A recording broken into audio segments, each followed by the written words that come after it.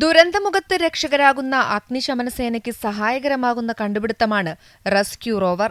അപകട മേഖലകളിൽ മനുഷ്യർക്ക് കടന്നു ചെല്ലാൻ സാധിക്കാത്ത കെട്ടിടങ്ങൾക്കിടയിൽ വരെ കടന്നു ചെല്ലാനും വിവരങ്ങൾ ശേഖരിക്കാനും ജീവൻ രക്ഷാപ്രവർത്തനം സുഗമമാക്കാനും റെസ്ക്യൂ റോവറിന് കഴിയും. ഗ്രീൻ വാലി സ്കൂളിലെ 10ാം ക്ലാസ് വിദ്യാർത്ഥികളായ മന്നാഹ് ഹംസ, ഹാഷിഖ് ബിൻ ഹബീബ്, മുഹമ്മദ് തമീം, മുഹമ്മദ് സഹൽ എന്നിവരാണ് റോവർ നിർമ്മിച്ചത്. മനുഷ്യന്മാർക്ക് ഒരു അപകടം വരാത്ത രൂപത്തിൽ എങ്ങനെ റെസ്ക്യൂ ചെയ്യാന്നുള്ള ഒരു രൂപത്തിലാണ് ഞങ്ങൾ 4 ആൾക്കാരും തീരുമാനിച്ച് ഇങ്ങനെ ഒരു സംഭവം ഉണ്ടാക്കിയത്. കെട്ടിടത്തിന്റെ ഉള്ളിലേക്ക് കയറി കഴിഞ്ഞാല് അതിന്റെ ഉള്ളിൽ എന്താ നടക്കുന്നത്, ആളുണ്ടോ ഇല്ലേ എന്നൊക്കെ നമുക്ക് അതിൽ മനസ്സിലാക്കാൻ കഴിയും.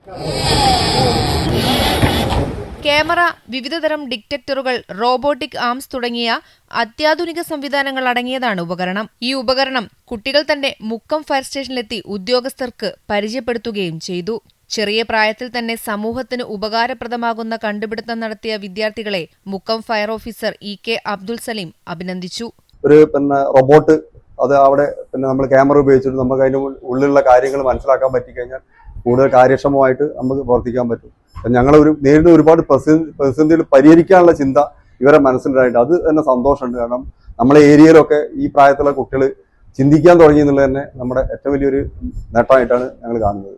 കൂടുതൽ അപ്ഡേഷനുകളോടെ ഈ റോവർ ഭാവിയിൽ ദുരന്തമുഖങ്ങളിൽ ഇറക്കാനുള്ള ശ്രമത്തിലാണ് വിദ്യാർത്ഥികൾ. അമൃത ന്യൂസ്, കോഴിക്കോട്.